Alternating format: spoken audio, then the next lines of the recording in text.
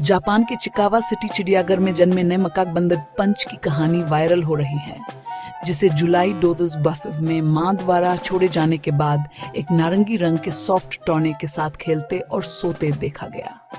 पंच ने इस खिलौने को ही अपनी मां मान लिया और वह हर जगह उसे साथ ले चलता था।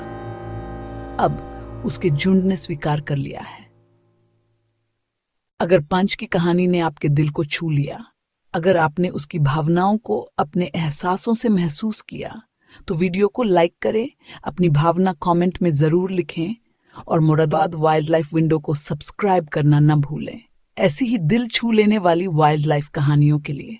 जब वायरल मंकी पंच की कहानी सामने आई, तो ये सिर्फ एक बंदर की कहानी नहीं रही, यह हर इंसान की अपनी कहानी बन गई। किसी ने उसमें अकेलापन देखा, किसी ने दर्द, तो किसी ने संघर्ष के बाद भी जीने की हिम्मत। एक छोटा सा पल, लेकिन लाखों दिलों की भावनाएं उससे जुड़ गई। क्योंकि सच यही है, भावनाएं भाषा नहीं देखती, वो सिर्फ दिल तक पहुंचती हैं। और शायद इसीलिए मंकी पंच की कहानी वीडियो नहीं, एक एहसास पर। जब जिंदगी का पहला सहारा, पहला झूला खाली रह जाता है, तो दिल उसी चीज से लिपट जाता है जिसमें घर जैसी गर्माहट महसूस होती है। ये सिर्फ इंसानों की कहानी नहीं, बल्कि पूरे जीव जगत का एक बुनियादी सच है। हर नए जीवन को एक सुरक्षित पनाह की जरूरत होती है, एक ऐसा एहसास कि वह अकेले नहीं है। और जब ये पनाह छिन जाती है, तो एक ऐसी कमी रह जाती है जिसे भरने के लिए दिल कुछ भी करने को तैयार हो जाता है। आज हम आपको एक ऐसी ही कहानी सुनाने जा रहे हैं, एक छोटे से बंदर की, जिसने अपनी इस कमी को एक अनोखे दोस्त में पूरा किया। मिलिए पंच से।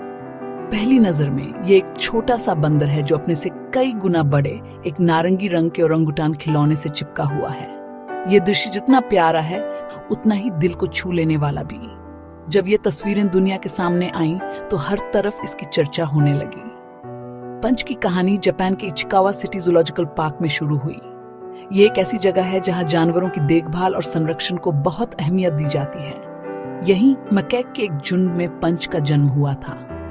लेकिन जन्म के कुछ ही लम्हों बाद एक दिल तोड़ने वाली घटना हुई। उसकी मां ने अनजान कारणों से उसे अपने पास रखने से इनकार कर दिया। उसने पंच को छोड़ दिया। इस छोटे से जीव के लिए दुनिया शुरू होने से पहले ही बिखर गई थी।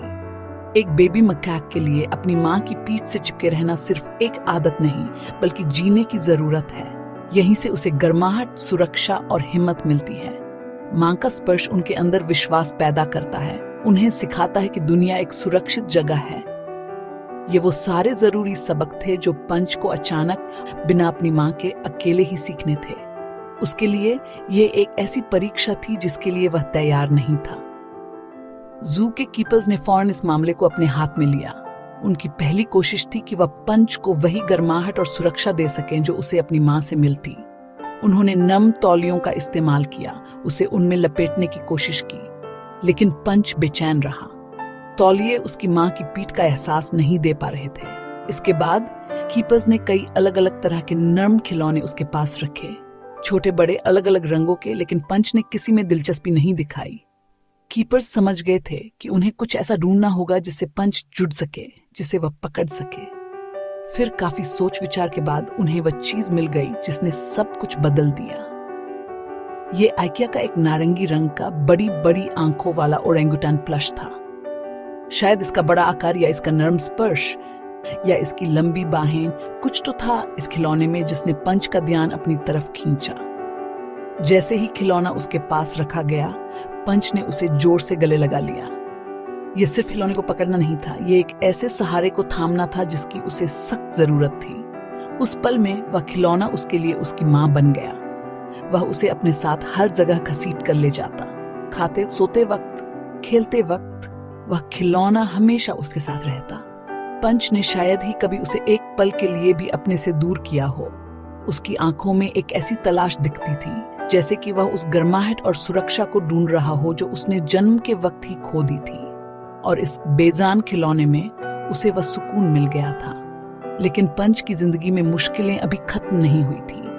शुरुआती दिनों में जब उसे दूसरे बंदरों के साथ मिलाने की कोशिश की गई, तो उसके लिए सामाजिक तौर पर जुड़ना बहुत कठिन साबित हुआ। दूसरे बड़े और मजबूत बंदर उसे धक्का दे देते थे, उसका पीछा किया जाता था। ऐसे में वह अपने नारंगी दोस्त को और भी कस के पकड़ लेता और किसी कोने में जाकर अकेला छुप जाता। ये खिलौना अब सिर्फ उसकी मां का प्रतीक नहीं, बल्कि उसकी ढाल भी बन चुका था। इसी दौरान जू में आने वाले विजिटर्स ने पंच और उसके अनोखे दोस्त की वीडियोस बनानी शुरू कर दी। देखते ही देखते ये वीडियोस इंटरनेट पर वायरल हो गए। पंच की कहानी ने लाखों लोगों का दिल जीत लिया। लोग दूर दूर से उसे देखने के लिए इचिकावा जू में उमड़ने लगे। सोशल मीडिया पर एक hashtag hang in there punch trend करने लगा। यह सिर्फ एक हैशटैग नहीं था, बल्कि दुनिया भर से आ रहे सहानुभूति, प्यार और समर्थन का एक समंदर था। लेकिन हर किसी ने इस दृश्य में सिर्फ एक प्यारी सी कहानी नहीं देखी। इसके पीछे छुपे गंभीर मुद्दे भी सामने आने लगे। पशु अधिकार के लिए काम करने वाले संगठनों और विशेषज्ञों ने चेतावनी दी कि पंच का अपने खिलौने से इतना गहरा लगाव असल में उसके मानसिक आघात यानी ट्रॉमा का एक साफ संकेत है। उन्होंने याद दिलाया कि प्राइमेट्स जैसे कि बंदर बेहद सामाजिक प्राणी होते हैं। उनके विकास के लिए अपने झुंड, अपने परिवार के साथ रहना जरूरी है। उनका कहना था कि पंच को सिर्फ एक खिलौने से कहीं ज्यादा की जरूरत है। उसे अपने जैसे दूसरे बंदरों के साथ एक सही और सुरक्षित माहौल की जरूरत है, जहां वह एक बंदर की तरह बड़ा हो सके। इस बढ़ती चिंता और बहस के बीच जू प्रशासन ने भी अपनी जिम्मेदारी समझी और जवाब दिया। उन्होंने माना कि पंच को मिल रही अटेंशन उसके लिए तनाव का कारण बन सकती है, इसलिए उसके एनक्लोजर के पास लोगों के देखने पर प्रतिबंध लगा दिया गया ताकि उसे शांति मिल सके। साथ ही उन्होंने लोगों से मिल रहे समर्थन को एक सकारात्मक दिशा दी। उन्होंने पंच के लिए वैसे ही और खिलौनों का डोनेशन स्वीकार किया ताकि उसे हमेशा एक साफ और सुरक्षित दोस्त मिलता रहे। जू ने एक लंबा और धैर्य से भरा प्लान बनाया। उनका मकसद था पंच को धीरे धीरे दूसरे बंदरों के साथ फिर से जोड़ना। ये एक नाजुक प्रक्रिया थी। कीपर्स ने पंच को पहले कुछ शांत और हमउम्र बंदरों से मिलवाया।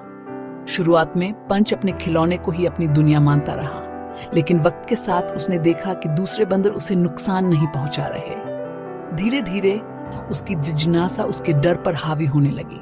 उसने अपने खिलौने को थोड़ा ढीला छोड़ना शुरू किया और फिर एक दिन वह पल आया जिसका सबको इंतजार था। पंच ने अपने खिलौने को एक तरफ रखा और दूसरे बंदरों के साथ खेलने चला गया। ये एक छोटा सा कदम था, लेकिन पंच के लिए ये एक बहुत बड़ी जीत थी। उसने आखिरकार समझ लिया था कि उसकी असली दुनिया, उसका असली परिवार उसके अपने लोगों के बीच है।